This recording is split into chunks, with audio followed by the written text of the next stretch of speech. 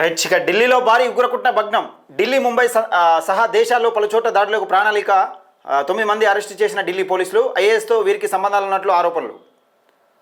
ఐఎస్ఐతో వీరికి సంబంధాలు ఉన్నట్లు ఆరోపణలు. నిందితుల్లో ముంబై, పంజాబ్కు చెందిన వారు. నిందితులు భారీగా ఆయుధాల స్వాధీనం. భారత్లో దాడుల కోసం నిందితులు ఐఎస్ఐ నుంచి శిక్షణ పొందినట్లు పోలీసులు వెల్లడి.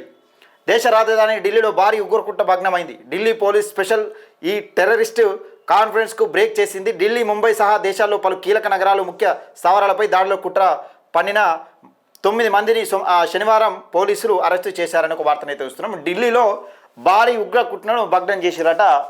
ఢిల్లీ, ముంబై సహా పలు చోట్ల దాడులకు ప్రాణాలకు చేసిరట. 9 మందిని ఢిల్లీ పోలీసులు అరెస్ట్ చేశారు. ఇక చూడరు కథ ఎట్టున్నదో. ఒకసారి 2వ పేజీలో ఉంది అది. ఇగో పాకిస్తాన్ గూఢచారి సంస్థ ISI Mumbai under world network ఆదేశాల మేరకు నిందితులు పనిచేస్తున్నట్లు పోలీసు ప్రాథమిక విచారణలో వెల్లడైంది.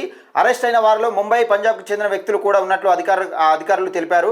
నిందితుల వద్ద నుంచి ఆయుధాలు, పేలుడు పదార్థాలు, హ్యాండ్ గ్రెనేడ్లు సహా భారీ మొత్తంలో సామాగ్రిని పోలీసులు స్వాధీనం చేసుకున్నారు. ఈ ఉగ్రమూకలకు ఢిల్లీలోని కీలక భవనాలు, భద్రతా బలగాల స్థావరాలు, రైల్వే స్టేషన్లు, విమానాశ్రయాలు వంటి వాటిపై దాడులకు ప్రణాళికలు సిద్ధం చేసినట్లు పోలీసులు గుర్తించారు.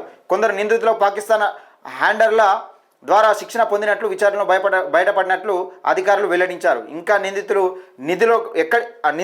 నిందితులకు నిధులు ఎక్కడి నుంచి వచ్చాయి, వారి విదేశాంగ ఫండింగ్ వ్యవహారం, వారి ఇతర సహచరులు వంటి వాటిపై విచారణ కొనసాగుతోందని ఒక వార్తనైతే చూస్తున్నాం. వీళ్ళకు అసలు ఈ ఢిల్లీలో భారీ ఉగ్రకుట్రను భగ్నం చేశారు ముంబై పోలీసులేనా ప్రణాళిక సంబంధం ఉన్నట్లు ఆరోపణలు. ఇక్కడ పంజాబ్కు చెందిన ముంబై, పంజాబ్కు చెందిన వారు. అయితే ఇక్కడ విషయం ఏంటంటే